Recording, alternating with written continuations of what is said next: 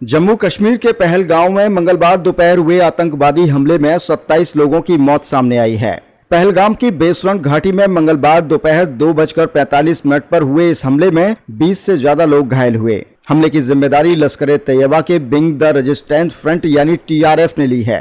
बताया जा रहा है कि फायरिंग के बाद आतंकी भाग निकले। इंटेलिजेंस सूत्रों ने बताया कि पहलगाम अटैक में 2 फॉरेन टेररिस्ट और 2 लोकल आतंकी शामिल थे। इस बीच उरी में घुसपैठ की कोशिश कर रहे 2 आतंकवादियों को सेना ने मार गिराया है। मीडिया रिपोर्ट्स में कहा जा रहा है कि पर्यटकों को गोली मारने से पहले आतंकवादियों ने उन्हें उनके नाम पूछे और कलमा भी पढ़वाया। इनमें एक यूपी के शुभम द्विवेदी थे, जिनका नाम पूछने के बाद आतंकियों ने उनके सिर में गोली मार दी। मृतकों में यूपी, गुजरात, महाराष्ट्र, कर्नाटका, तमिलनाडु और ओडिशा के पर्यटक हैं। नेपाल और UAE के एक टूरिस्ट और 2 स्थानीय भी मारे गए। अटैक के बाद देश के अन्य शहरों में हाई अलर्ट जारी कर दिया गया है। प्रधानमंत्री नरेंद्र मोदी सऊदी अरब का 2 दिन का दौरा छोड़कर बुधवार को सुबह भारत लौट आए हैं। केंद्रीय गृह मंत्री अमित शाह श्रीनगर पहुंचे। वे आज पहलगाम जाएंगे। नेता राहुल विपक्ष गांधी ने भी शाह से फोन पर बातचीत की है। अमेरिका, ईरान, रूस, इटली, UAE सहित अन्य देशों ने पहलगाम हमले की निंदा की है। जम्मू कश्मीर में 14 फरवरी 2019 को हुए पुलवामा अटैक के बाद ये सबसे बड़ा हमला है।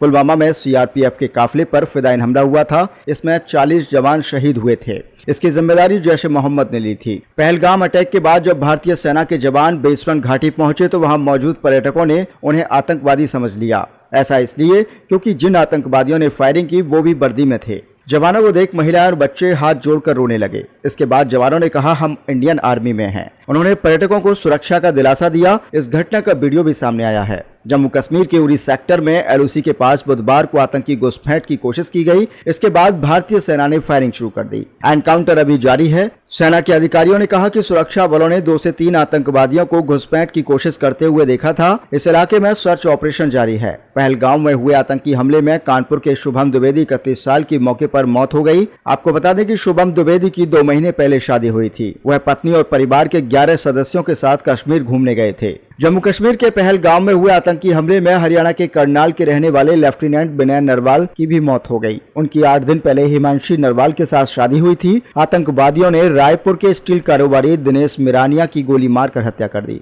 आतंकियों ने पत्नी, बेटे और बेटी की आंखों के सामने मारी गोली। पत्नी के चेहरे पर बारूद के छींटे पड़े हैं, जिससे उनके चेहरे पर गहरा गाब हो गया। बच्चों को भी हल्की चोटें आई हैं।